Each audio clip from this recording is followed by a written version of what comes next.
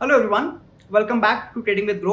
मैं हूं आपका दोस्त असीम सिंघल और आज मैं आपको बताने वाला हूं कि सीसीआई इंडिकेटर को कैसे यूज करते हैं। सीसीआई होता है कमोडिटी चैनल इंडेक्स। ये काफी अच्छा इंडिकेटर है क्योंकि इससे यूज करके हमारे को डायरेक्शन और मोमेंटम दोनों साथ में पता चल जाते हैं। तो मैं आपको इसकी दो स्ट्रैटेजी बताऊंगा।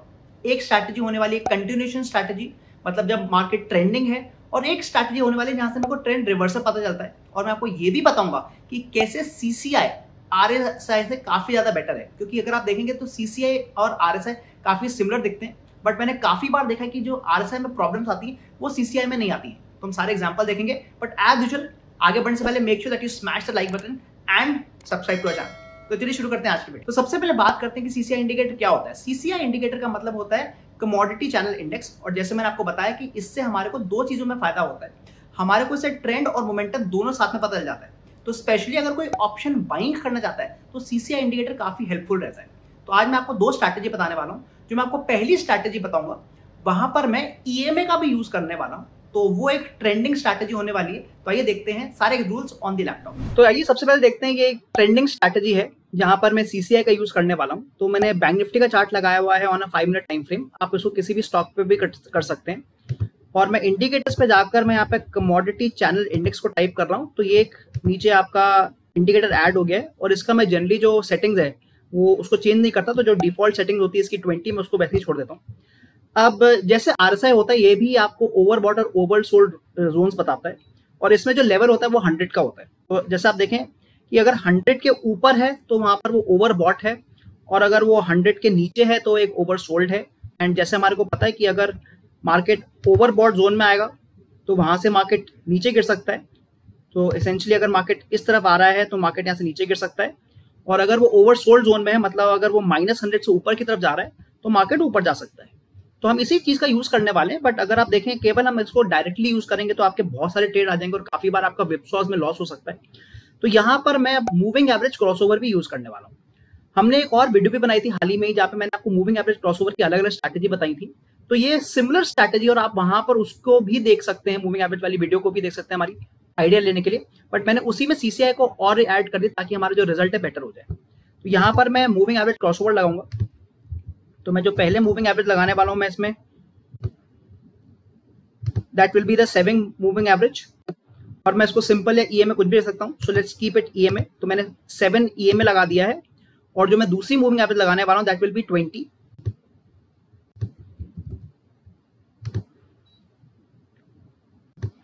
तो मैंने दूसरी भी लगा दी और दूसरी भी मैंने ईएमए में ही लगाई है। अब इसमें आप अगर देखें तो आपको यहाँ दिखेगा भी कि थोड़ा विप्सॉस आ रहे हैं। सो इसको हम थोड़ा बड़ा भी कर सकते हैं सो दैट हमारे विप्सॉस नहीं आया। So instead of 7 and 20 we can do 20 and 50 also.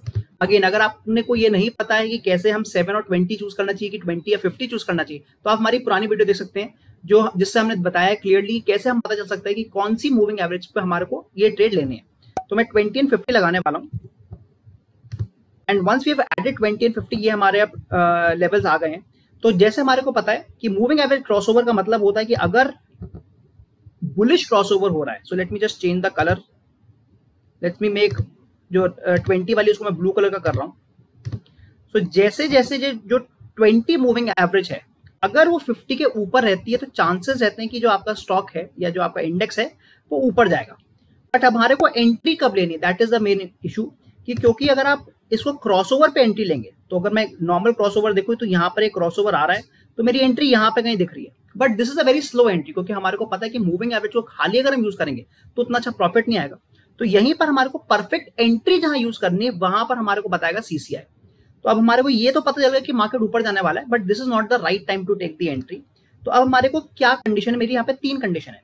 First condition तो ये है मेरी कि मेरा मान लीजिए बुलिश क्रॉसओवर होना चाहिए, तो यहाँ पर मेरा एक बुलिश क्रॉसओवर हो चुका है। So my first condition is met here. मेरी सेकंड कंडीशन है कि मेरे को पुल बैक चाहिए। I want the stock to pull back to the moving average, मतलब वो मूविंग एवरेज को टच करना चाहिए। और आप देखेंगे यहाँ पर कहीं समवेयर हियर आपकी सेकंड कंडीशन में मीट हो चुकी है। बट अभी भी हमारे को एंट्री कब लेनी, क्योंकि हो सकता है कि यहाँ से जो पुल बैक आए वो वहां से मार्केट को नीचे गिरा दे, तो हमारे को अभी एंट्री नहीं लेनी। अब हम यूज करेंगे सीसीआई का। तो जैसे ही सीसीआई -100 के ऊपर चले जाता है तो आप देखेंगे यहाँ पर कहीं मतलब करीब यहाँ पर, this is the time it is saying कि ठीक है मेरी तीनों कंडीशन मीट हो गई है। मेरे को बुलिश क्रॉसओवर मिला हुआ है, एक पुल बैक आ गया है, मतलब वीक हैंड जो थे वो आउट हो गए मार्केट से, और एक अच्छा अपवर्ड मोमेंटम आ रहा है क्योंकि सीसीआई -100 से ऊपर की तरफ जा रहा है। तो दिस इज द टाइम मैं एंट्री लूंगा। तो आप देख सकते हैं कि मेरी मच मच बेटर एंट्री आ रही है कंपेयर टू अगर मैं केवल मूविंग एवरेज की एंट्री लेता। तो ये मेरा बाइंग प्राइस हो जाएगा, और जो भी मेरा प्रीवियस स्विंग बना है, मतलब ये लेवल जो है मेरा, वो मेरा स्टॉप लॉस बन जाएगा, इनिशियल स्टॉप लॉस। और ऐसे करके मैं ट्रेड कर सकता हूँ। So that can be my first entry. अब मैं इसमें ऐड कैसे करूंगा, अपनी क्वांटिटीज को कैसे बढ़ाऊंगा, सेम आइडिया। अगर आप देखें मैं अभी भी बुलिश ही चल रहा हूँ क्योंकि जो 20 मूविंग एवरेज है वो 50 के ऊपर चल रही है। अगेन मार्केट नीचे आया और जो स्टॉक था उसने मूविंग एवरेज को टच किया, मतलब एक पुल बैक लिया है उसने, and again we see that जो सीसीआई है वो -100 के नीचे चला गया है। तो मेरी तीनों कंडीशन मीट होने वाली है। जैसे ही सीसीआई -100 के ऊपर आएगा मैं फिर से बाय कर लूंगा। तो यहाँ पे आप देखेंगे समवेयर हियर, मतलब इस रेड कैंडल पे कहीं उसने हमारे को एंट्री दी है। This is my pyramiding entry बोलते हैं, मतलब हम अपनी क्वांटिटी को बढ़ा रहे हैं। एंड यहाँ पर मैं एक और एंट्री ले सकता हूँ with a very small stop loss. So this can be my another stop loss. और जो मैंने पहला स्टॉप लॉस किया था मैं उसको ट्रेल भी कर सकता हूँ, मैं उसको यहाँ पर ट्रेल भी कर सकता हूँ। तो ये आपका बहुत अच्छा आपको एक एग्जाम्पल मिला है जहां पर हम देखेंगे काफी बार जो मूविंग एवरेज से इशू आते हैं, जहां पे हमारे को बहुत सारे विपसॉज आते हैं, हमारी जो एंट्री आती है बहुत परफेक्ट टाइम पे नहीं आती है, वो with CCI and with pull back हमारे बहुत अच्छी बन जाती है। तो ये हमारी पहली स्ट्रैटेजी थी। और ये जैसे मैंने बताया ये ट्रेंड फॉलोइंग स्ट्रैटेजी है, मतलब अगर आपको एक सिंगल ट्रेंड मिल रहा है तो आप देखेंगे आपको सिंगल ट्रेंड में 3-4 बार एंट्री मिल जाएंगे और काफी अच्छा प्रॉफिट आ सकता है। जो मैं आपको सेकंड बताने वाला हूँ स्ट्रैटेजी, वो है रिवर्सल स्ट्रैटेजी, और वहां पे मैं केवल सीसीआई का यूज करने वाला हूँ। तो इस स्ट्रैटेजी में मैं यूज करने वाला हूं सीसीआई डाइवर्जेंस। डाइवर्जेंस का मतलब होता है कि मान लीजिए आपका जो स्टॉक है वो लोअर लो बना रहा है। तो मैं आपको एग्जांपल दिखाता हूं। अगर हम इस बैंक निफ्टी की बात करें तो एक लो ये बना है और उसके बाद ये लो बना है, मतलब ये लोअर लो है। जो सेकंड लो है वो पहले लो से नीचे है। But at the same time अगर हम ये नोटिस करते हैं कि जो सीसीआई है उसमें जो लोअर लो नहीं बन रहा है, उसमें हायर लो बन रहा है। और आप देख सकते हैं क्लियरली कि यहाँ पर एक लो बना है आपका, और उसके बाद जो दूसरा लो बना है वो काफी ऊपर बना है। तो जब भी ऐसा होता है इसको हम एक डाइवर्जेंस बोलते हैं, क्योंकि दोनों के दोनों जो आपको लेवल्स आ रहे हैं काफी डिफरेंट लग रहे हैं। और काफी बार देखा गया कि अगर आपको इस जगह डाइवर्जेंस दिखता है तो जिस डायरेक्शन में आपका इंडिकेटर बोलता है वहां पर मूवमेंट होने के चांसेस है।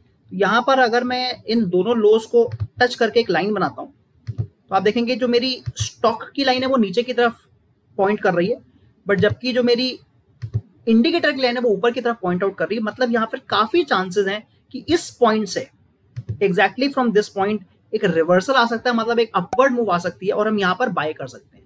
तो इसको हम कहते हैं डाइवर्जेंस स्ट्रैटेजी, जहां पर हम उन पॉइंट्स को ढूंढते हैं जहां पर निफ्टी या कोई मतलब आपका जो स्टॉक है वो गलत इंडिकेशन दे रहा है आपको, बट आपको इंडिकेटर है वो सही रिजल्ट दे रहा है और हम इंडिकेटर्स के बेस पर हम आगे चलते हैं। तो यहाँ पर हम बाय कर सकते थे और आप देख सकते हैं क्लियरली बहुत अच्छी हमारे को अपवर्ड मूव मिली है। बट यहाँ पर अब एक बात आती है कि हमने यहाँ पर सीसीआई क्यों लिया, हमने यहाँ पर आरएसआई क्यों नहीं लिया। तो मैं आपको ये भी दिखाऊंगा कि कैसे सीसीआई आरएसआई से मच बेटर है। So I am going to add RSI no. तो मैं यहाँ पर आरएसआई भी ऐड कर रहा हूँ। पहली चीज तो आप ये देखेंगे कि आरएसआई में आपको उतने ज्यादा लेवल्स नहीं दिखेंगे, क्योंकि आरएसआई जो नॉर्मल उसकी सेटिंग होती है आरएसआई 14, उस लेवल पर वो 70 और 30, मतलब जो उसका ओवरबॉट और ओवरसोल्ड जोन है वो ज्यादा पहुंच नहीं पाता है। तो मैं इसलिए मैनुअली आरएसआई 14 को चेंज करके आरएसआई 4 या 5 कर देता हूँ, जस्ट सो दैट हमारा जो रिजल्ट है वो कुछ दिखने लगे। तो मैंने आरएसआई 14 को मैं चेंज करने वाला हूँ, and instead of 14 I am using 5 now. और अब आप देखेंगे कि हाँ आरएसआई में भी अब आपको आपके ओवरबॉट एंड ओवरसोल्ड जोन दिख रहे हैं। बट जैसे मैंने आपको बोला कि this is not a great indicator, उसका रीजन ये है कि आप देखेंगे clearly RSI is much much more volatile. अगर आप यहां देखें आरएसआई बार बार आपको ऊपर नीचे करवा रहा है, मतलब वो ऊपर ओवरसोल्ड में ले जा रहा है, ओवरबॉट में ले जा रहा है, फिर नीचे आ रहा है, ओवरबॉट में ले जा रहा है, नीचे ले आ रहा है। बट क्लियरली हम देख सकते हैं ड्यूरिंग द सेम टाइम जो सीसीआई है वो एक बार ऊपर गया और बार बार ऊपर नीचे नहीं कर रहा है। It's a much more smoother indicator, मतलब हमारे को एक्स्ट्रा ट्रेड्स नहीं डल पाएगा। क्योंकि अगर मैं यहाँ पर आरएसआई के बेस पे ट्रेड लेता तो जैसे ही मेरा 70 के नीचे आ रहा तो एज पर आरएसआई मेरे को सेल कर देना चाहिए। बट हम क्लियरली देख सकते हैं कि मार्केट तो ऊपर जा रहा है। तो इस पॉइंट पे जब भी मतलब मार्केट थोड़ा भी साइडवेज होता है, आरएसआई जैसा इंडिकेटर जो है हमारे को काफी ज्यादा लॉसेस करवा सकता है। But on the other hand आप देखेंगे कि यहाँ पर आपको सीसीआई क्लियरली बोल रहा है कि मार्केट अभी 100 के ऊपर चल रहा है, तो अभी मैं एंट्री नहीं लेनी है, हमारे को वेट करना है कि या तो डाइवर्जेंस आ जाए या जैसे हमने फर्स्ट स्ट्रैटेजी में देखा कि हमारे को ईएमए क्रॉसओवर के बाद हमारा जो सीसीआई है वो नीचे आ जाए। So that is the difference between CCI and RSI. And आप देखेंगे काफी बार जो आपके एक्स्ट्रा ट्रेड्स आरएसआई में आ जाते हैं, जो लॉस मेकिंग होते हैं, वो सीसीआई आपके अवॉइड कर देता है। तो कैसी लगी आपको आज की वीडियो? हमने देखा कि कैसे सीसीआई इंडिकेटर को यूज करके हमारे को ट्रेंड का भी पता चल जाता है, उसमें एक अच्छी एंट्री भी ले पाते हैं हम, और जब भी उसमें एक डाइवर्जेंस आ रहा होता है तब हमारे को एक अच्छा रिवर्सल ट्रेड भी मिल जाता है। अगर आपको आज की वीडियो पसंद आई है, make sure that you like this video and subscribe to our channel, and मैं मिलता हूं आपको अगली बार। Thank you.